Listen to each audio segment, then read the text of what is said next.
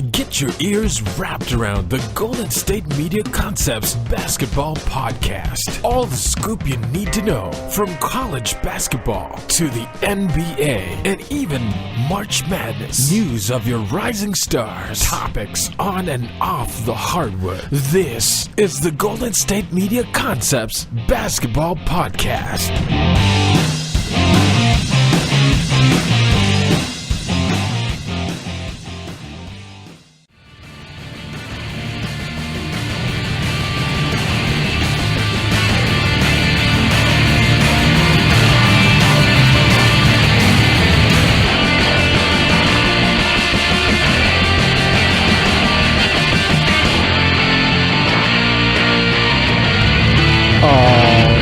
And welcome to the GSMC Basketball Podcast.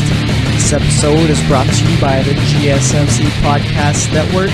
And I'm your host, Jesse Tapia. Eventually, when I continue to do the show week after week, I will start using my little theme where I say as always, but gotta get used to this show, just starting out. But nonetheless, for today's show, alright, let me tell you what we're doing today. We're talking about the NBA games from last night. We're talking about Steve Kerr on Monday letting his players coach the team, all right? Going to do a nice little Warriors segment for all you Warriors fans out there. Pretty much give my thoughts on it, talk about whether or not it was disrespectful or anything like that, all right? And then we're going to be talking about the rookies in the league right now, talk about a few of them, and maybe eventually rank them, and pretty much just like I said, just talk about how they're doing this year. Let's see, what else are we doing today? We're talking about, for the last segment, as we will always do, pretty much talk about anything that crosses my mind as far as basketball goes, and we'll be making my picks for tonight's games. All right. As far as that fourth segment goes, I know that we will be talking a bit about the 08 Celtics and pretty much that whole relationship that they have with Ray Allen, talk about the fans' relationship with Ray Allen, talk about what I think of it and all that. So we'll be doing that. So let's start off with, what do I want to start off with today? Do I want to start off with the Warriors? Do I want to talk about the games from last night? Or do I want to start talking about the rookies? Let's talk about the Warriors, all right?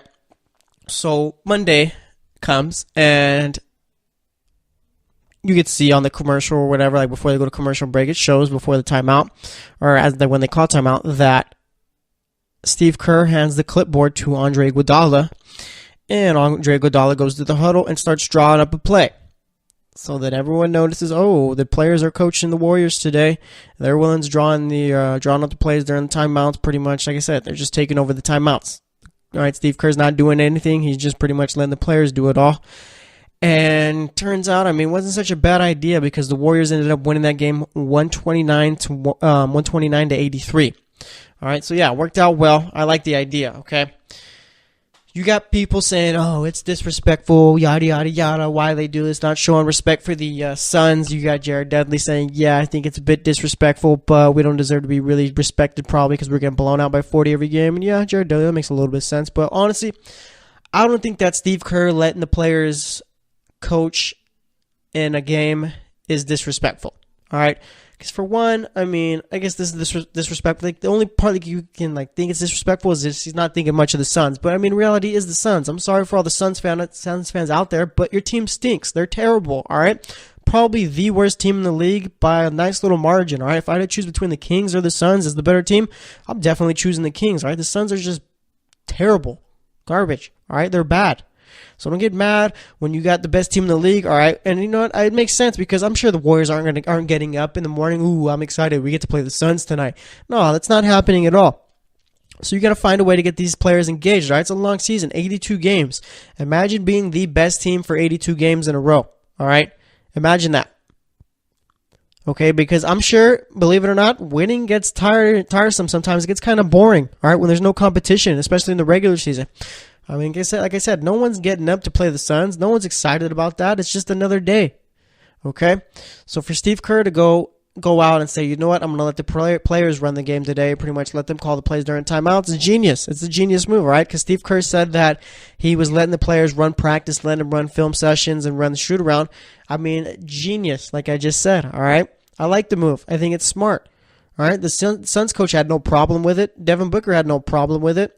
And I'm sure the Warriors all right, so Steve Kerr, actually, let me get into it, all right? So Steve Kerr said that he could tell he was losing the Warriors a bit, losing the players a bit, all right? He wasn't really reaching them too much, all right? They were getting tired of his voice, and he said he was getting tired of his voice too. And that makes sense, okay? Because believe it or not, when you're the best team in the league for, 3 years in a row, it's looking like? Maybe 4 possibly? What is it, the 4th year? So I guess you could say the Cavs, the year they won the title, were the best team in the league. But, I mean, Warriors did win 73 games that year, but that's a conversation for a different day. So nonetheless, I mean, you're going to get bored, dude. So eventually you got to find a way to get your players engaged. So I like what the Warriors are doing. It's no disrespect to anyone or anything like that. All right. And as far as the Warriors, people saying, oh yeah, they wouldn't do this against the Rockets or anything like that. Of course not. All right. Of course not.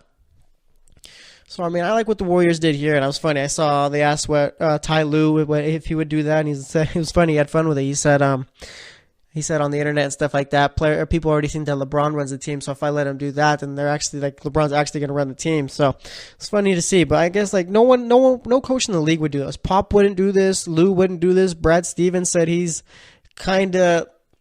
Brad Stevens is a bit of a smart guy too, right?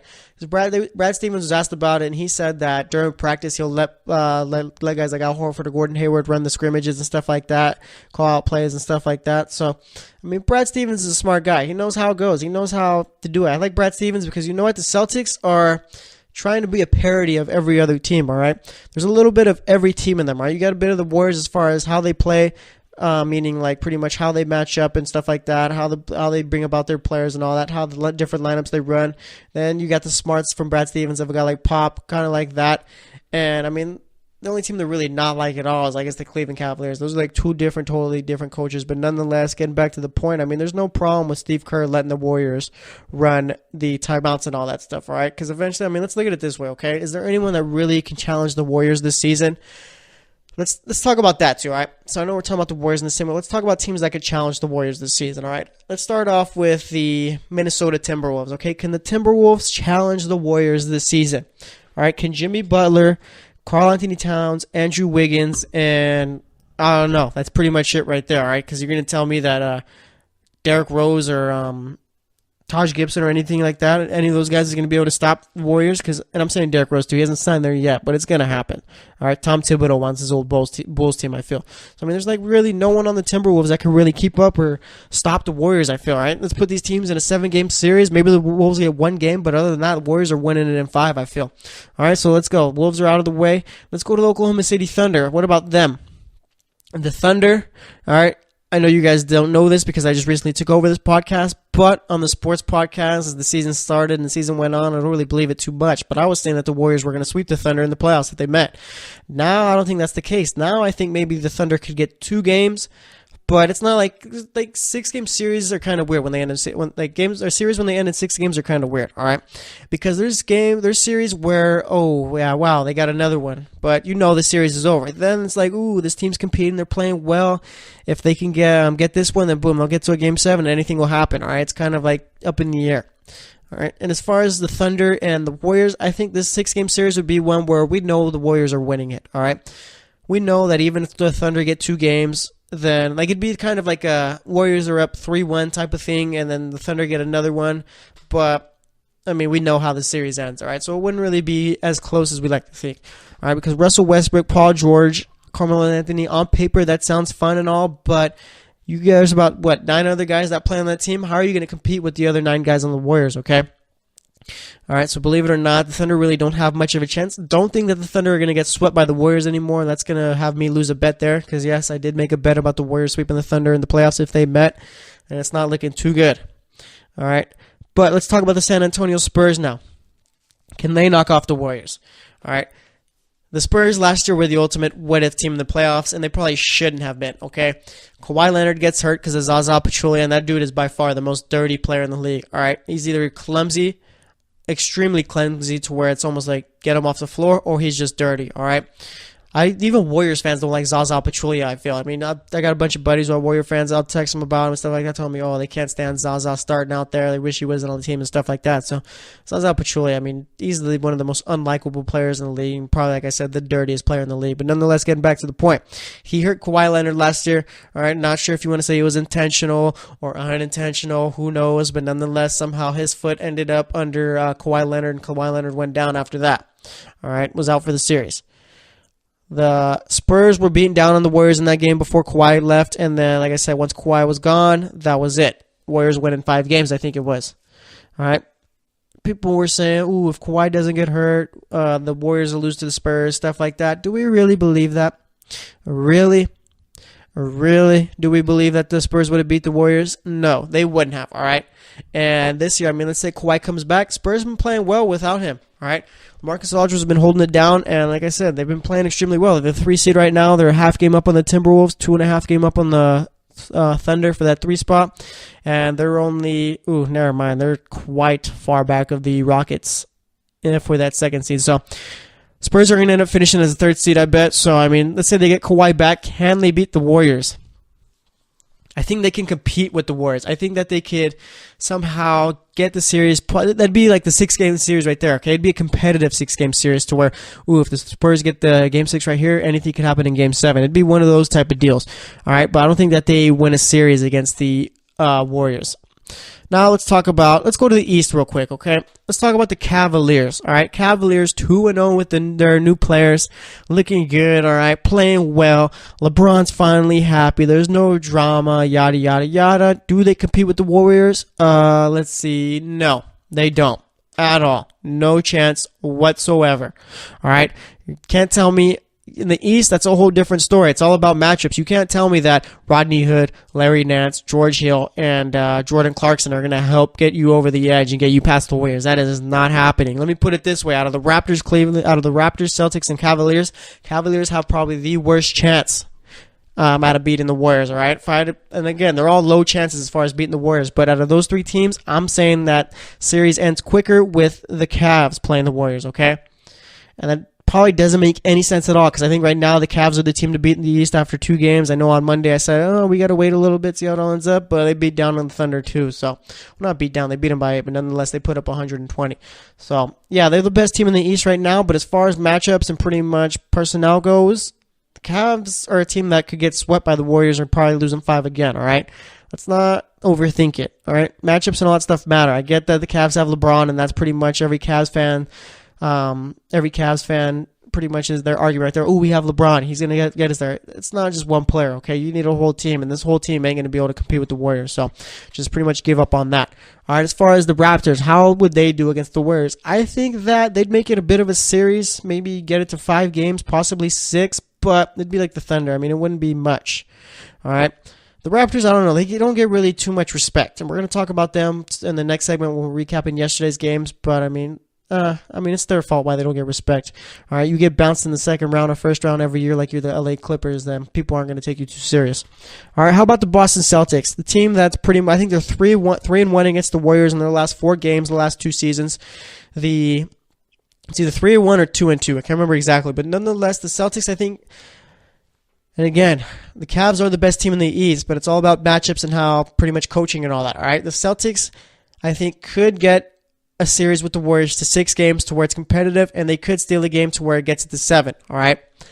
The Celtics, for some reason, I'm not sure if it's just how they built their team to mimic the Warriors or anything like that, but just the Celtics figure out a way to keep it close with the Warriors and always have a chance to win, all right? If you remember that game, the first game they played, the Celtics won that one. I think, 92-87, and then the second game, the Warriors were up by double digits. Celtics made the comeback, and the Warriors barely beat them there. It's just something about the Celtics and Warriors where these teams always play each other hard, and the Celtics always make sure it's a game, all right? So I think the Celtics could get it to 6 or 7.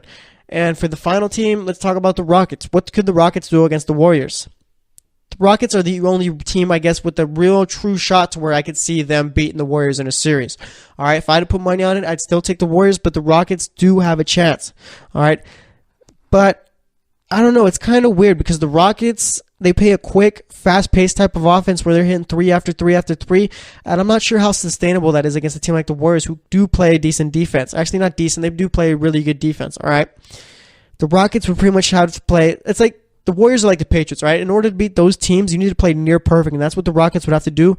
And I don't know, it's just something weird about the Rockets. Like, on paper, like, as far as watching them play, you think, you know what, this team can't sustain it against the Warriors, but somehow, some way, I think they'd have a chance. So, the Rockets could get this series to 7 games. I'd still pick the Warriors, but nonetheless, the Rockets probably do have the best chance out of all the teams I listed as to who could beat the Warriors in a 7-game series. So, just getting back, just getting back to it, though, as far as it all, I mean, yeah, the Rockets would have the best chance of beating the Warriors, and then talking about Steve Kerr, the players coach, there's no problem with it. It's a genius move, right? He's getting his players engaged. So that's all I got to say about that. Next up, we're going to be talking about the NBA games from last night. Going to recap those and talk a bit about each team. So stay tuned, and we'll be right back.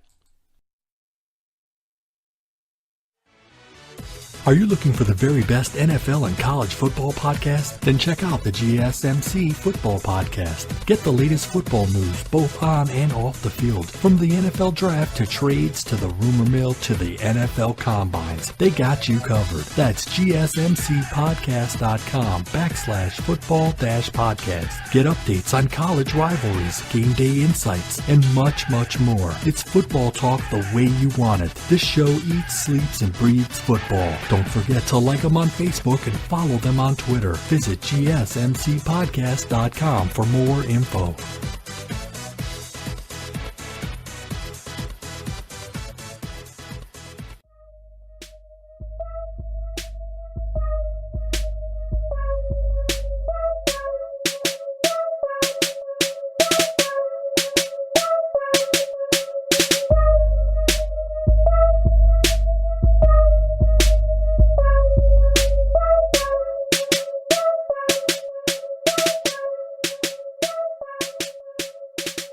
All right, and welcome back to the GSMC Basketball Podcast. In that first segment, we spent a lot of it talking about the Warriors, talked about Steve Kerr's decision to let the players coach in their game Monday against the Phoenix Suns. I had no problem with it, neither should you, all right? You could, I guess, the only way you really see it as disrespect is if you feel disrespected, I guess. I mean, the Suns players and coach didn't really have any problem with it. Jerry Dudley said Jerry Dudley was the only guy who came out and said that he felt disrespected and stuff like that, but, I mean, who cares?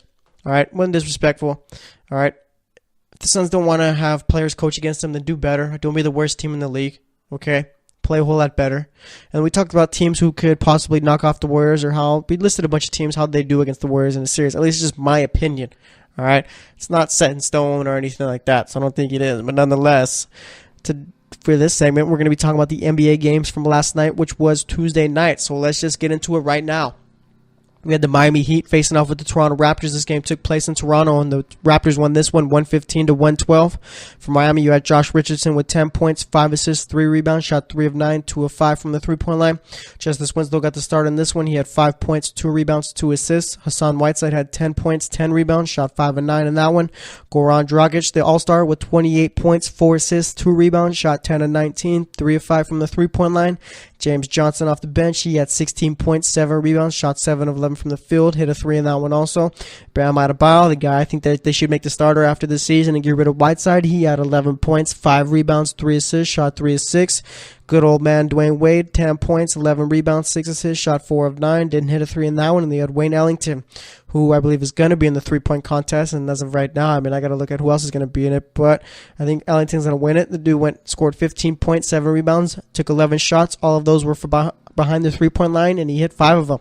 So let's talk about the Raptors stats. We had Serge Ibaka with 14 points, 10 rebounds, shot 5 of 7. Jonas Valanciunas with 30 minutes in this one, but only took 4 shots, made 2 of them, finished the game with 6 points, 10 rebounds. You had Kyle Lowry with 22 points, 8 assists, 4 rebounds, shot 8 of 17, 4 of 8 from the three-point line.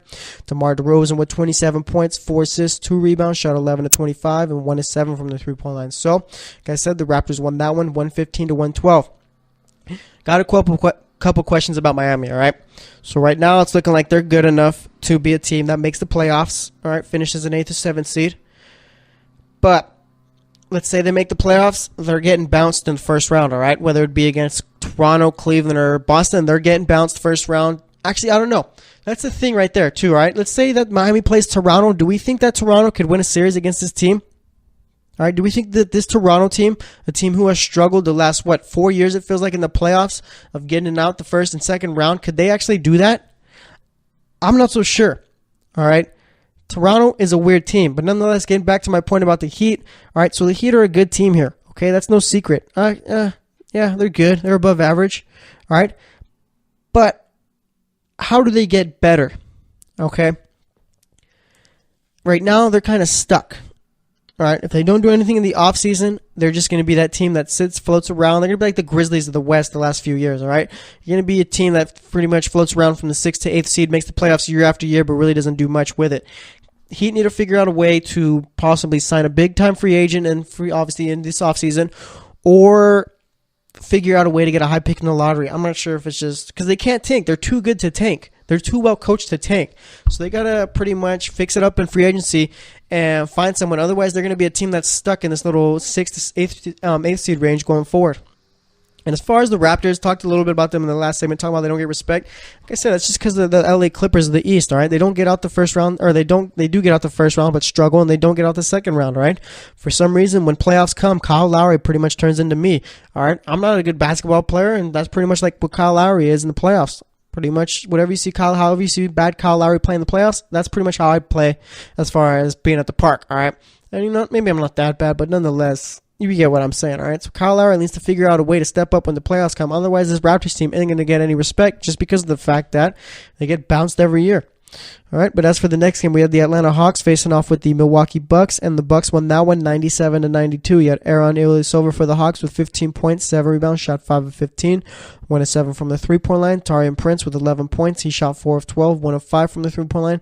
Dwayne Dedmon with a double-double here, 13 points, 10 rebounds, 5 of 8 shooting, 2 of 3 from the three-point line. Dwayne Dedmon can shoot threes. Crazy. Dennis Schroeder had 18 points, 4 assists, 3 rebounds, shot 8 of 16, 2 of 4 from the three-point line. And then Kent Bazemore with 17 points, 4 assists, 5 rebounds, 6 of 15 shooting, 4 of 7 from the three-point line. Then for the Bucks, you had Giannis Antetokounmpo, not the best game from him, only 15 points, 3 assists, did have 15 rebounds though, shot 7 of 16, 0 of 4 from the three-point line. If Giannis Antetokounmpo ever develops a three-point shot, dude might go down as one of the best players who ever played. All right, yeah, I'm being a little bit being a bit of an over-exaggerator. All right, but nonetheless, just imagine. All right, don't argue with it, whatever. Just think about Giannis Antetokounmpo with a three-point shot. All right, that's all I'm going to say about that. Chris Middleton, he had 21 points, 3 assists, 7 rebounds, shot 7 of 15 from the field, 1 of 3 from the three-point line. Thon Maker got the start in this one, 12 points, 3 rebounds, shot 5 of 7. Eric Bledsoe, not the best shooting night from him, only 5 of 14 shooting, 2 of 6 from the three-point line, did have 9 assists and brought in 14 points. Then you had Jabari Parker, played 18 minutes in this one, had 7 points, 3 rebounds, shot 2 of 8 in that one, and then good old Tyler Zeller with 14 points, 8 rebounds, shot 7 of 9 in 23 minutes. The Bucks are a team who this year they're not going to make too much noise, I don't think, in the playoffs. Maybe you can knock off a team like the Raptors if the Raptors finish as the 1 seed in the Eastern semis, possibly. Ooh, imagine that. Imagine the Cavs versus the Bucks in the Eastern Conference Finals or the Celtics versus the Bucks. That'd be a fun series there. You know what? I kind of want the Raptors to finish as the 1 seed because I'd take the Bucks over them in the Eastern Conference semis. Ooh, this is going to be very interesting, all right? But nonetheless, the Bucks are the team of the future in the East along with the Celtics, all right? Celtics right now, I'd say as they put them as the number 1 team of the future because they're already up there. They're already one of the youngest teams in the league. And the Bucks, I mean, like I said, they're right behind. They're the 4 seed right now. They're probably a tiny bit younger than the Celtics. And if you're thinking, oh, the Celtics aren't young, go check it, dude. The Celtics are an extremely young team. But nonetheless, talking about the Bucks, all right? So the Bucks, they got guys like Giannis, you got Middleton, you got Bledsoe, you got Maker, and you got Parker who's getting healthy, all right? And when Brogdon comes back and he's healthy, you got him. That's a nice little core going forward. The Bucks just pretty much need to find that coach who could help pretty much utilize all his talent and pretty much fuse it together to where this is the top team in the East. Cavs don't have much time left. I think LeBron's leaving after this year still, unless somehow they miraculously win the finals. But nonetheless, the Bucks are definitely, without a doubt, the team of the future. All right, then we had the Houston Rockets facing off with the Minnesota Timberwolves, and Rockets won this one easily, 126-108. You had PJ Tucker who got the start in this one, 10 points, took all his shots from the three-point line, went 3 of 4. Clint Capella with 14 points, 12 rebounds, shot 5 of 7 from the field. Chris Paul had 13 points, 7 assists, 8 rebounds, shot 5 of 11, 1 of 5 from the three-point line. James Harden with another great game here, 34 points, 13 assists, 6 rebounds, shot 10 of 20, 6 of 10 from the three-point line. And then Ryan Anderson off the bench, he had 21 points, 4 rebounds, shot 7 of 12 from the field, 6 of 10 from the three-point line. Gerald Green, not the best game from him, took 6 shots, all of them from behind the three-point line, hit 2 of them, had 6 points, 4 fouls. And then you had Eric Bledsoe, also didn't shoot the ball well. Only 3 of 10 from the field, 3 of 9 from the three-point line, 13 points in this one. All right, as for those Timberwolves, you had Taj Gibson with 12 points, 5 rebounds, shot 5 of 8 from the field. Andrew Wiggins, poor shooting night from him. 2 of 14 from the field, 0 of 5 from the three-point line, 7 points. Karl Anthony Towns, 35 points, 12 rebounds, 3 assists. Shot 12 of 16, 2 of 3 from the three-point line. Jeff Teague with a nice game here, 25 points, 8 assists, 5 rebounds. Shot 10 of 15, 2 of 3 from the three-point line. And Jimmy Butler with the poor game here, 5 of 13 shooting, 0 of 3 from the three-point line, 15 points, 6 assists, 7 rebounds. All right, the Timberwolves are a bit of a weird team to me, okay? Let me put it this way. The Timberwolves, it's like, when are they going to decide to put it all together, okay? When are they going to decide that, yeah, we're going to be a top team in the West, all right? You don't got to go out and beat the Warriors or anything like that. You got to be a team like the Rockets, all right? Be like the Rockets, be like the Spurs. I don't think they're on that level yet. Yeah, they're the 4th seed in the West right now, but nonetheless, I mean, it's just, you don't really think of the Timberwolves as a team who can compete with those teams, all right? The Timberwolves, like, they have talent, but they're like the Bucks, but the Bucks are just young. The Timberwolves have been, like, these players have been in the league for about 5 years or whatever, and they just haven't put it together. All right, I'm talking about Towns and Wiggins. All right, you brought in Jimmy Butler, and it's just they can't really just put together consistent performances against the top teams in the West at all. And I'm not really sure why. Maybe it's just I don't know. Maybe it's just they don't have any true leaders on that team. Maybe it's just that. All right, Andrew Wiggins is a bit of a weird player. He's like a more athletic Marcus Smart. Can't shoot, but can do pretty much everything else well. And I think Andrew Wiggins is pretty much needs to start driving in more, start hitting mid-range, right? Don't be shooting threes or anything like that because you're not going to hit him. You're not a three-point shooter, right? Use your athleticism. Get better. Pretty much be like Jaylen Brown, all right? Jaylen Brown has figured out a way to use his athleticism and to keep himself in the starting lineup, all right? And you know what? Maybe, I don't know, is Jaylen Brown better than Andrew Wiggins? I wouldn't say so, but Andrew Wiggins really needs to figure out his game as far as on the offensive end. He needs to figure out what works for him so he can pretty much be a consistent player for that team because they need him to start playing well in order for them to start being a team who can compete with these top teams, all right? And as for the Rockets, I mean, it's business as usual. Scoring about at least 120 and beating up on teams, all right? The only teams they really struggle against is the Warriors. So once they figure that out, Rockets are the team to beat. But as of right now, like I said, Warriors are the team to beat. All right, as for the next game, we have the Cleveland Cavaliers facing off with the Oklahoma City Thunder. And once again, the new-look Cavs won this one 120-112. You had LeBron with 37 points, 8 rebounds, 8 assists. He shot 14 of 23, 3-7 from the three-point line. Seti Osman with his third straight start had 5 points, 2 rebounds, 1 assist, shot 2 of 6, played 15 minutes in this one. Tristan Thompson still can't rebound a ball. He only had 5 in this one, 2 points, only played 23 minutes. George Hill he started in this one, shot 3-7, 1 of 4 from the three-point line, 7 points, 4 assists. J.R. Smith has been lights out since the trade deadline. 18 points, 3 assists, 6 rebounds, shot 6 of 10, 6 of 9 from the three-point line. Off the bench, you had Larry Nance with a nice game here, 13 points, 9 rebounds, shot 5 of 10. Jordan Clarkson, another good game from him, 14 points, 4 assists, 3 rebounds, 6 of 10 shooting, 6 of 10 shooting. Then you had Rodney Hood, who shot 5 of 10, 4 of 8 from the three-point line, and had 14 points there. So, I mean, these new-look Cavs have been playing well. As for the Thunder, Carmelo Anthony and Russell Westbrook returned in this one. You had Carmelo Anthony with 24 points, 7 rebounds, shot 10 of 22, 3 of 9 from the three-point line. Paul George, who's been holding it down since those two have been out, he had 25 points, 6 assists, 4 rebounds, 8 of 19 shooting, 5 of 13 from the three-point line. Steven Adams, 22 points, 17 rebounds, 8 of 12 shooting. Russell Westbrook had 21 points, 12 assists, 7 rebounds, shot 7 of 19. Didn't hit a 3 in that one. And off the bench, you had Jeremy Grant with 14 points, 6 rebounds, shot 5 of 9, hit a 3 in that one. The only thing that really worries me about the Cavs now is that they still do not have a true rebounding player on that team. All right, Tristan Thompson, for some reason, forgot how to rebound the ball. All right, you did have Larry Nance, who did have 9 rebounds, but I'm not sure if Larry Nance can consistently bring out 8 to 10 boards a game. All right, that's what Tristan Thompson was paid to do, and he just hasn't done it this year. I'm not sure if it's just Tristan Thompson is soft now, but nonetheless, he needs to figure it out, or else this Cavs team is gonna. I'm not sure if I want to say they're gonna struggle because they've been playing well the last 2 games. You got the All-Star break coming up, so it's gonna get the new players more acclimated with the team, gonna learn plays a whole lot more and stuff like that. So I'm not sure. Maybe they could sustain it, maybe they can. And as far as the Thunder go, I mean, you're 32-26. I think they are. Let me check the standings right now. They know they're behind the Timberwolves for that 4th spot. Let's see. I think they got to be at least like a half game back, possibly. Let me see. They are currently two games back of the Timberwolves. Excuse me. So yeah. I mean, the Thunder aren't going to be catching up to that 3 seed, so I mean, it's going to be them versus the Timberwolves, I think, in the first round. If I had to pick, I'd still go with the Oklahoma City Thunder over the Timberwolves. The Timberwolves just haven't showed me, getting back to them, that they're a consistent enough team to compete with these top teams in the West. So, I mean, the Thunder pretty much, I don't know, the Thunder are a weird team, all right? Sometimes they play like one of the best teams in the league, and sometimes they play like they ain't got no business being up there mentioned with the Warriors, Rockets, or Spurs, or Timberwolves. So we'll see how it all plays out for them as the season goes on, all right? As for the next game, we had the Sacramento Kings facing off with the Dallas Mavericks, and Sacramento won this one 114-109. You had Zach Randolph with 22 points, 7 rebounds, shot 10 of 15 from the field, 2 of 3 from the three-point line. Darren Fox, 11 points, 7 assists, 4 rebounds, shot 5 of 12, 1 of 3 from the three-point line. Bogdanovich, 19 points, 4 assists, 5 rebounds, shot 8 of 17, 3 of 7 from the three-point line. That's the new Peja Stojakovic right there for the Kings. You had Willie Cauley-Stein with 10 points, 4 rebounds, shot 4 of 8, and then off the bench you had Garrett Temple with 13 points, 4 of 7 from the field, 2 of 3 from the three-point line. Buddy Hield dropped in 8 points off the bench there, 1 of 4 from the three-point line, and Costa Koufis with 11 points, 7 rebounds, 5 of 5 shooting in that one. As for the Dallas Mavericks, you had Dirk Nowitzki with 12 points, 6 rebounds, 3 assists. He shot 4 of 10 from the field, 1 of 4 from the three-point line. Harrison Barnes, he had 18 points, 5 rebounds, shot 6 of 14 from the field, 3 of 8 from the three-point line.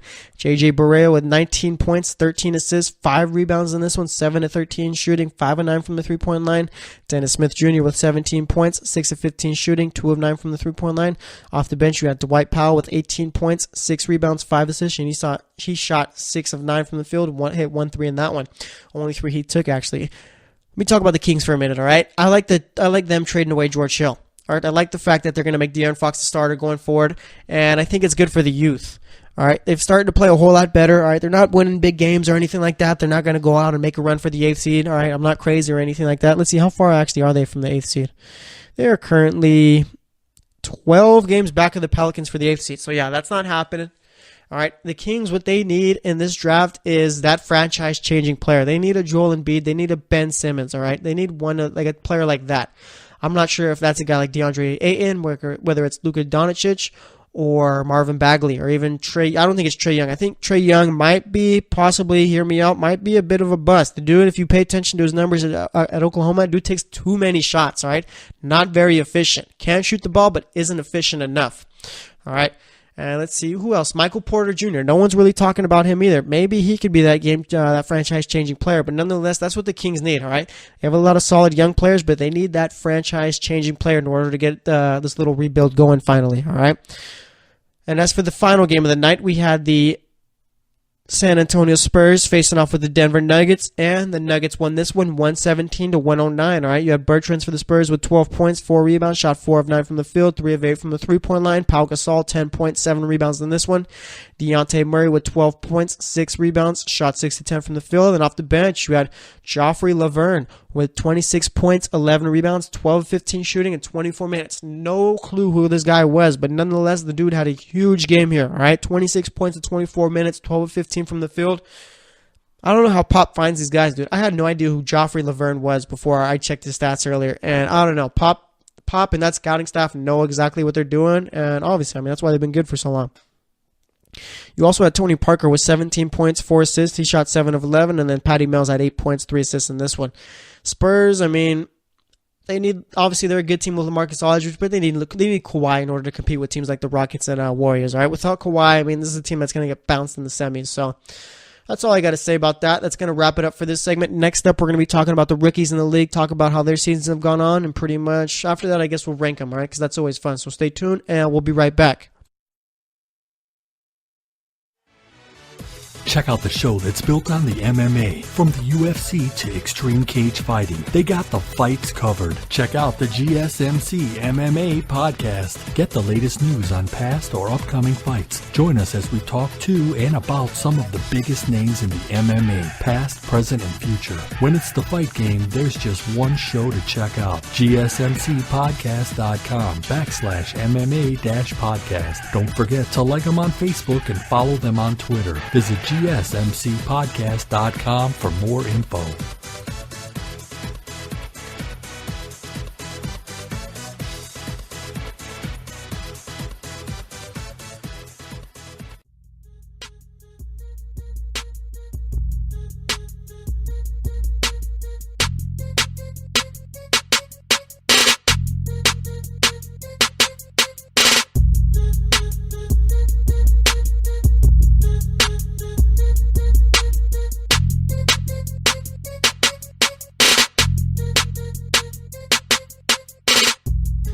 All right, and welcome back to the GSMC Basketball Podcast. So far in today's show, we talked about the Warriors.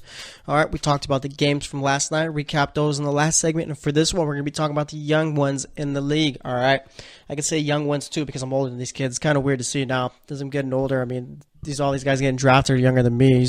Pretty much used to everyone being older than you in sports, but nonetheless, here we are. I'm an old man now.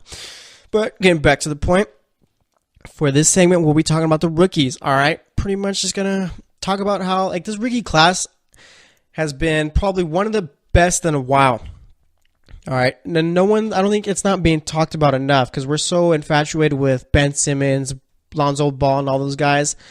But I mean, there's a lot of other players that have been doing extremely well. All right, guys like Bam Adebayo, guys like Donovan Mitchell. You know what? Donovan Mitchell is finally starting to get his respect out there. Let's see who else. You got guys like Jason Tatum, Dennis Smith, Lauri Markkanen. Dude does not get enough talked about him, Lauri Markkanen, all right? Dude's been playing extremely well, but for some reason just does not get the publicity he deserves. All right, Darren Fox, Dennis Smith, I think I already named him, Bogdanovich. All right, Josh Jackson, John Collins from Atlanta. No one talks about him. Milos Teodosic, dude, the guy from Europe, even though that dude looks like an old man. All right, you got guys like Frank Mason, who's been hurt, but he was playing well when he was out there. All right, and then like I said, Bam Adebayo, who's been playing extremely well for the Heat. I don't know why I drew a blank there, but nonetheless, all right. The only one that's really we haven't seen, I guess, was Markelle Fultz. The curious case of Markelle Fultz. Still not sure what's going on with him. I don't know. It's kind of weird. All right, he's putting out tweets. Don't believe everything you hear and stuff like that. All right, but I don't know. Nonetheless, let's see. Let's talk about some rookies. Let's talk about Donovan Mitchell for a quick sec. All right, started off the season pretty poorly. Wasn't shooting the ball well at all. And all of a sudden, the dude just broke out of just pretty much was on fire. All right, and has been on fire since. No one's been able to really stop him too much. He's been leading the Jazz. All right, they're fighting for a playoff spot. I'm not sure any of them really expected this, especially with what I think Donovan Mitchell was the. Let me see if I can figure out what pick he was. He was I think it was the 14th. Let's see. He was was it 13th? 13th pick, all right? Was the 13th pick. And, I mean, usually you don't get, too many instant impact players like Donovan Mitchell in the mid-teens in the draft, right? Usually you get those in, the top 10, maybe top 6. But nonetheless, Donovan Mitchell's been playing extremely well. I think He's averaging 19.5 points, the most out of any rookie. You got Ben Simmons right after that with 16.4. Kuzma averaging 15.7. Markkanen averaging 15 right there. Let's see, Tatum averaging 13, and then Smith averaging nearly 15, all right? So these guys have been playing extremely well, but nonetheless, getting back to Donovan Mitchell, he's looking like a franchise player, right? Looking like a guy you could build around. Okay, I think most Utah Jazz fans thought that guy was going to be Rudy Gobert, but Rudy Gobert, let me tell you this, is not as good, not as good as he's hyped up to be, all right? He's a nice little center, but nonetheless, yeah, he's a good rim protector, but I feel like Jazz fans and some of the NBA last year overrated him a little bit too much, all right? This year, I mean, yeah, he's been dealing with injuries and stuff like that, but nonetheless, the guy just hasn't looked, he's top 10 center, I guess, but the center position is pretty weak. All right, but nonetheless, getting back to Donovan Mitchell, I mean, the Jazz lucked out here, right? Losing a guy like Gordon Hayward in free agency, boom, you replace him with a guy like Donovan Mitchell. Obviously, not better than Gordon Hayward or anything like that by any means, but nonetheless, could develop into a player that's just as good as Hayward, all right? So the Jazz really got lucky with a guy like Mitchell. Then you got a guy like Ben Simmons who was drafted last year, and this is whole, Ben Simmons shouldn't be a rookie. He was drafted last year. He didn't play, so who cares if he got drafted last year? If he didn't play, then yeah, he should still be a rookie, all right? But nonetheless, back to the normalcy. All right, Ben Simmons, looking like he's going to be Rookie of the Year. I feel like everyone is just I don't know, we should be talking more about Donovan Mitchell as a Rookie of the Year candidate. All right, we shouldn't have been. The NBA analysis writers and all have messed up by just pushing the narrative that Ben Simmons is far ahead of any rookie in this class, and no one really comes up to him. He's the easiest pick for Rookie of the Year. All right, I get that. Yeah, I'll agree that Ben Simmons is the best rookie in the league right now, but nonetheless, he's not that far ahead of guys like Donovan Mitchell. Right? Yeah, I'll say he's quite ahead of Kyle Kuzma, Markkanen, Jason Tatum, and guys like that. But nonetheless, Donovan Mitchell is playing like a NBA veteran out there, right? But Ben Simmons, he's averaging 16.4 points, almost 8 rebounds, and then he's averaging the most assists with 7.3, all right? Dude's been playing extremely well, pretty much as advertised, all right? Pretty much what they thought he'd be leaving LSU is what he's been in the NBA so far this season. Not a good, pretty much, no, not even putting it nice there. Right? He's got a terrible shot, all right? Terrible garbage shot. But nonetheless, he could drive in, score, and sometimes if he gets lucky, he'll hit a mid-range shot or two. But nonetheless, I mean, he's a good, nice little facilitator, all right? Nice as far as bringing the ball up the court, can play point guard, all right? Can rebound the ball, pretty much everything, like I said, just everything everyone thought he'd be. All right, so like I said, if the dude develops a jumper, he will be one of the best players in the league, and you think he could end up being one of the best players in the league already, even if he doesn't develop a jumper. He's just got to elevate everything else about his game in order to get there. All right, then you got guys like Kyle Kuzma, who, I mean, obviously summer league is when we found out about Kyle Kuzma. But going into it, no one really thought much about him. All right, the guy's been averaging 15.7 points this season. Let's see, where is he at? He's averaging 1 assist. Let's see, is he averaging rebounds? Doing well there. He's averaging almost 6 rebounds a game. So he's pretty much averaging 15 and 6 a game. All right, or actually nearly 16 and 6. Okay, so he's been playing really well. Been a really good player for the Lakers. Let me put it this way: Kyle Kuzma has been the best rookie on the Lakers. All right, Lonzo Ball he's been a good player. Lonzo Ball. I feel like people got a little bit too much on him, but yeah, he can't shoot or anything like that. Really can't score consistently enough. But Lonzo Ball he's pretty much like a Ben Simmons, just a Ben Simmons that actually plays point guard. That's built like a point guard, right? That's what Lonzo Ball is. Not as talented as Simmons, but not far off from Simmons, I guess you could say. I don't know. Lonzo Ball's a bit of a weird player. I mean, Lonzo Ball's averaging 10 points, 7 rebounds, and 7 assists. So, I mean, I don't know. I feel like we got to give a little bit more respect to Lonzo Ball, actually. But nonetheless, going back to Kuzma, the dude's got a nice little shot and looking like he can be one of the players that the Lakers build around, too, in the future. Right? You could keep him around if you try to go after a guy like Paul George or LeBron James. Keep Kuzma coming off the bench, or even possibly maybe just go ultimate small ball and have LeBron start at the 5. I mean, the dude could guard anyone. So we'll see how it all ends up for the Lakers. But they did do well with Kuzma and Ball. All right. Now let's talk about Jason Tatum. All right. Averaging 13 points a game. Let's see. He's averaging 5 rebounds and about an assist. All right. So he's averaging, we'll just call it, 13 and 5 or whatever I just said as far as rebounds. All right. Jason Tatum probably had one of the more difficult situations going into, okay? He had to head into a team that finished last year in the regular season number 1 in the East, lost in the conference finals, all right? Pretty much was a rookie who needed to fall in line and do his job. Don't hold anything back, and if you can't handle it, then he probably wouldn't be playing at all, but he's done well. He started for the team. Like I said, he's averaging 13 points a game, one of the better scorers on the team, and, I mean, Boston lucked out here, all right? You got Danny Ainge saying that he would have drafted Jason Tatum with the first pick in the draft either way, but, I mean, who knows if we can truly trust what Danny Ainge says. I mean, I'm sure dude tells anyone he trades with a bunch of stuff and it turns out not being true, but nonetheless, I mean, Celtics did well trading that number 1 pick with Philly for the number 3 pick, and then possibly the Lakers pick next year if it's 2 through 5. All right, because like I said, Philly messed up, and I guess it's all hindsight now, but Philly drafted a guy who's only played 4 games and his shot is broken, all right? Not really sure how to fix it. But nonetheless, going back to Tatum, I mean, he's been playing well. He did have a bit of a rookie wall the last couple of weeks. I guess before this past week, I mean, about 4 weeks before this past week, Tatum wasn't really playing all too well. But nonetheless, looks like he's getting a shot back. He's not consistent enough to where he's like, you can count on him game in and game out, but nonetheless, he's been doing well at the Celtics, and he's not like the first option or anything like that, too. So, I mean, he's got a lot of time to learn and pretty much develop under Brad Stevens and learn from guys like Kyrie and Al Horford and those guys. Then you got Larry Markkanen. I'm calling him Baby Dirk, all right? Averaging 15 points a game. Let's see, averaging nearly 8 rebounds a game. So he's been playing extremely well. All right, and he's not getting enough hype around him. Everyone should be talking about Larry Markkanen a whole lot more. The Bulls, did extremely well with this pick. Let me see, they drafted him. What was it? Let me see if I can find it out right here. They drafted him with the 7th pick. All right. I remember people weren't too happy about it, be like, oh, why didn't you draft Dennis Smith or anything like that? And no, they did just fine drafting Larry Markkanen. All right. College, he wasn't like the best player or anything like that, but nonetheless, the dude has been playing extremely well for the Bulls this season. Looking like he could be a little cornerstone piece. Probably not that franchise game-changing player or anything like that, but nonetheless, I mean, it's a guy you could. He's like, let's just say this, like the Bulls have the number 4 position solidified, done. All right, now I'll go fix up other parts of your team. And the Bulls have been playing pretty well this season, all right? They're a team that competes. A couple more solid players in the draft, and they're going to be just fine.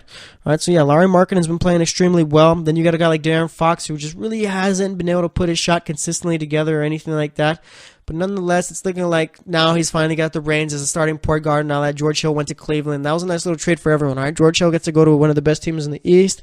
Darren Fox finally gets to become the starting point guard. So, I mean, Darren Fox just needs to develop a jumper. One of the fastest player in the league, if not the fastest. I'm not sure Jordan Wall would like to have a word, but nonetheless, I mean, Darren Fox, I'm not sure if he's the guy that fixes the Kings franchise, but he's a nice little piece for them at point guard, and he's got to develop a little bit more. All right, talking about Bam Adebayo, I think that needs to be the Heat's starting center next year. All right.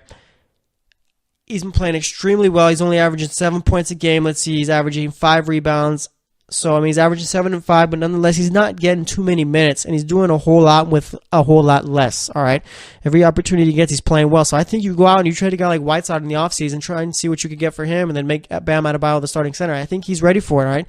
I was saying before that the Heat should have traded Whiteside at the trade deadline and just said, you know what, we're going to make Bam our starting center. I think it would have been just fine, and they wouldn't have lost a step or anything like that.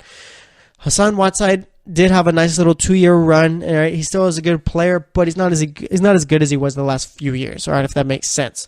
Then you got a guy like Bogdanovich also on sack. Like I said, next page is Stojakovic there. Dude can shoot the lights out of the ball. All right. Nice little piece there. I think he could be a nice little starting 3 for them going forward. Like the Kings, like I said, they just need that one player in the draft that shows he's ready from the get-go, can change the franchise like that. Because you already got Fox, you got Bogdanovich, you can have Buddy Hield coming off the bench. I guess you can say they need a 2-guard and a 4. All right. And I guess Willie Cauley-Stein, you could live with him at center, but nonetheless, they need that game-changing player there. All right. And like I said, Dennis Smith Jr., dude's an explosive player, going to be in the dunk contest. I think he's averaging nearly 15 points a game and 5 assists, so he's been playing extremely well this season. And, I mean, there's nothing more you could ask for. I think that's going to be Dallas knows right there. They got their starting point guard of the future, right? Going to be the guy that takes over the franchise probably when Dirk leaves after this year. So like I said, there's a bunch of other rookies I haven't named, but nonetheless, this rookie class has been extremely good. All right, if I had to name my top 5 rookies right now, I'll go Ben Simmons. Actually, I'll go Donovan Mitchell. I'm going to go against the ground. I'm going to go Donovan Mitchell, Ben Simmons. Then I'll go Kuzma, Tatum, and then Markkanen. Then I'll go top 10, all right? So Mitchell, Simmons, Kuzma, Tatum, Markkanen. Then I'll go Dennis Smith at number 6. I'll go Darren Fox at 7, Lonzo at 8, Bogdanovich at 9, and then I might be missing someone, but nonetheless, I'll go Bam Adebayo at number 10, and then Josh Jackson's right there at number 11, right out there, all right? So those are my top 10 rookies right now. Like I said, this rookie class has been playing extremely well, so we'll see how they develop more. All right, there's going to be a lot of good players in the league going forward, so that's going to wrap it up for this segment. Next up, we're going to be talking a bit about the 08 Celtics and like pretty much the Celtics relationship with Ray Allen, talk about that, and then make my picks for tonight's game. So stay tuned, and we'll be right back. Check out the show built around the women of MMA. From the UFC to the extreme cage fighting, we got the fights covered. Listen. It's the Golden State Media Concepts Women's MMA Podcast. The latest news of upcoming fights, discussions of previous matches. Join us as we talk to and about the biggest names in women's mixed martial arts, past, present, and future. When it's the women's fight game, you know where to listen to. The Golden State Media Concepts Women's MMA Podcast.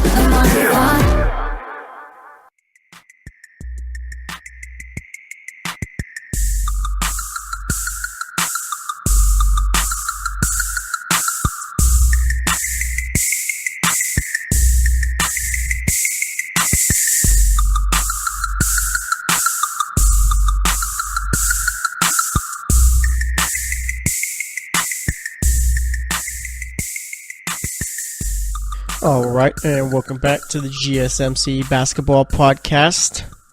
So far in today's show, we talked about the Warriors, we talked about yesterday's NBA games, and this past segment, we talked about the rookies in the league right now. League's got a bright future, as it always does. But nonetheless, for this segment, we're going to be talking a bit about the 08 Celtics team, all right? And we're going to make my picks for tonight's games later on. But let's talk about the Celtics team, okay? So we recently had Paul Pierce retirement jersey night on Sunday. And Rondo was there, KG was there, Doc Rivers was there, and a bunch of other guys, all right? But there was one face that was still missing, that's been missing for a while.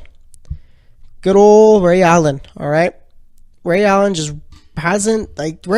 just pretty much banished from that 08 team, okay? Just banished. Now it's looking like him and Paul Pierce are cool again. I think him and KG are friends again, and him and Rondo, all right? So they're all reconciled and all that. But Doc Rivers was asked, I think, why Ray Allen wasn't at the jersey retirement ceremony, and Doc Rivers said that Ray Allen told him that, it sounds like a little bit like gossip, but nonetheless, Ray Allen told Doc Rivers that he wanted to be there but didn't because he felt like it'd take away from Paul Pierce. And you know what? It would. The media would have a field day with it. I'm sure fans would be booing Ray Allen and all that because they still haven't forgiven him. Fans have still not forgiven Ray Allen for going to the Heat, and I think it's time to get over all that, all right? Because Ray Allen did an Instagram post congratulating Paul Pierce, pretty much addressed it saying that he'll always be a Celtic and no one can take that away from him. Like, this whole Ray Allen and the Celtics thing is so weird. All right, if Ray Allen doesn't go to Miami, maybe he gets his jersey retired up there, all right? Celtics, I just realized, love to retire jerseys like it's no one's business, dude. If I played for the Celtics somehow for 6-7 years and ended up winning a championship and maybe averaged about maybe 2 points a game, I could probably get my jersey retired up there. All right, but nonetheless, now they're talking about, actually, I'll talk about KG in a little bit, but nonetheless, getting back to the whole Ray Allen thing, I think it's time for the fans and just the organization, everyone, just to bury the hatchet as far as the Ray Allen thing, all right? It's time to get over it. Celtics need to invite him back to the Garden, the TD Garden, all right? Not Madison Square Garden for those who get all frustrated about that stuff, but nonetheless, they need to invite him back and pretty much need to tell the fans, get over it, all right? He left. Who cares? All right, Danny Ainge is over it. Everyone else is over it. Time for the fans to get over it, okay? Without Ray Allen, that team doesn't win a championship. And I guess you could say that about any other player, but it makes sense. It's true, all right? Without Ray Allen, they don't. Don't forget that the Celtics tried trading Ray Allen a bunch of times toward the end of his career in Boston in order to find a place for Avery Bradley to start. All right, think about that. Celtics at the time tried trading the all-time three-point shooter in order to put an open spot up in the starting lineup for Avery Bradley. It's crazy. But nonetheless, all right, it's time for the Celtics fans to forgive Ray Allen. All right. I feel like holding grudges over players going to different teams is it's getting old, all right? Let players do what they want. They want to go play for a different team, let them go play for a different team. You're still going to cheer the same team on. I mean, it's not that serious, all right? These dudes are just playing basketball for a job. All right, I'm sure no one's going to be cheering or booing you for leaving your job. All right? So it just makes no sense to me. I think it's time to get over. I think it's kind of childish as to how they're still pretty much shunning Ray Allen and all that. But nonetheless, I mean, I think it's time for everyone to bury the hatchet and for Ray Allen to be let back into Boston. All right, dudes like Bill Buckner, I feel. All right, Bill Buckner, when he made that, for those who don't know Bill Buckner, he played for first base for the Boston Red Sox, made an error in Game 6 of the 87 World Series, I think it is, somewhere around there. And dude was pretty much banished from Boston for years. But nonetheless, it's time to let Ray Allen back in, all right? Time to get over it all. But I mentioned KG earlier, and let's talk about whether or not the Celtics should retire KG's number. All right? And like I said, the Celtics retired numbers like it's no one's business, okay, whatsoever. And I like the idea of possibly retiring KG's number. He did a lot for that team. Played, 6 years there, got a championship. Probably would have gotten 2 if he wouldn't have got hurt. What was it, 2011, I think it was? Or was it 2010? Yeah, 2010 is when he got hurt, I think, because that's the year the Magic went to the finals against the Lakers. But nonetheless, I say let the Timberwolves retire KG's number, all right, and save that little corner spot and that banner for someone else, all right? Put Rondo up there or anyone like that, all right? But don't retire KG's number. That's for the Timberwolves to do. Yeah, KG meant a lot to Boston and stuff like that, but I feel like it's kind of overboard if you're going to retire KG's number too. I mean, KG could possibly have 2 numbers retired for 2 different teams. That'd be crazy. But nonetheless, I think it's time to, let the Timberwolves do it. KG did a lot for Boston, but nonetheless, it's cool. You don't have to retire his number, all right? So that's all I got to say about that. Now let's make my picks for the games going on tonight. All right, first up, we got the Atlanta Hawks facing off with the Detroit Pistons. The Pistons are currently on a 3-game losing streak. Really haven't been playing well the last couple of games. But I think they're going to end up pulling out the win here. Right? The Hawks are currently 15-23 on the road. The Pistons are 18-12 at home. Pistons are favored by 10 in this one, and as they should be. The Pistons are going to win this one easily, I feel. Then we got the Charlotte Hornets facing off with the Orlando Magic. Battle between 2 bad teams. Hornets are currently 8-18 on the road. Magic are 11-15 at home. I mean, Charlotte's got the best player in this game in Kemba Walker, so I think that's why I'm going to go with them. I mean, there's really not going to be a fun game. All right, I feel bad if you're a Magic or Hornets fan, you got to sit through this. But nonetheless, I got the Hornets winning this one. Then you got the Miami Heat heading over to Philly on a back-to-back, Miami being on the back-to-back. All right, Miami lost a close one to the Raptors yesterday, 115-112. And for this one, I'm going to go with the Sixers. All right, Miami's currently kind of been on a slide lately. Maybe they could pull this one out. But I think the Sixers are just too good of a team right now. But I think it is going to be a close one. But I got the Sixers winning that one. Then we got the Indiana Pacers facing off with the Brooklyn Nets. This one's easy here. Nets are currently 11-20 at home. Pacers don't have the good road record anyway. They got their 12-14 on the road. But nonetheless, you got Victor Oladipo. No problem, right? The Pacers are going to win this one easily. Then we got the Washington Wizards facing off with the New York Knicks. Wizards have been playing well since John Wall went out with his injury. But I mean, I don't think they're that much of a better team without him. I think obviously in the playoffs and stuff like that, you're gonna need a guy like John Wall, right? But nonetheless, Knicks haven't been playing well without Porzingis. They're 16-11 at home, but I think that's gonna start going down. So I got the Wizards winning on the road in this one. All right. Then for the next game, we got the LA Clippers facing off with the Boston Celtics. Boston needs a scorer badly. They need a Gordon Hayward badly. All right. Him breaking his ankle was probably the worst thing that could have happened to them. They've been doing well without him, but nonetheless, I mean, you're starting to see the problems that the Celtics have had the last couple of years, right? When you had Isaiah Thomas, they didn't have a second scorer to go with him, and that's what it was supposed to be this year. It was supposed to be Kyrie Irving, and the second scorer was supposed to be Gordon Hayward, but nonetheless, it doesn't work out that way. But nonetheless, getting back to it, I got the Celtics winning this one, all right? Clippers are a bad road team. Celtics are a good home team, and I mean, the Clippers just aren't as good as a team as they were with Blake Griffin, so I got the Celtics in this one, and Celtics desperately need Marcus Smart back. All right, then you got the Raptors, who are on their back-to-back, facing off with the Chicago Bulls. I think the Bulls could sneak one out here, all right? Bulls play well against good teams. They don't always pull out the win, but they compete. All right, Raptors played a tough one against the Heat yesterday. Maybe that means I should go with the Bulls, possibly. Should I overthink it and go with the Bulls, or should I just use logic and go with the Raptors? I'm gonna go with the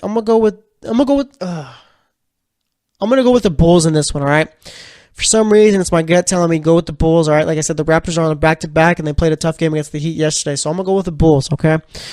Then we got the Sacramento Kings facing off with the Rockets. This one easy. There's not much to say about it. I'm going with the Rockets in this one, all right? They're going to blow out the Kings big time.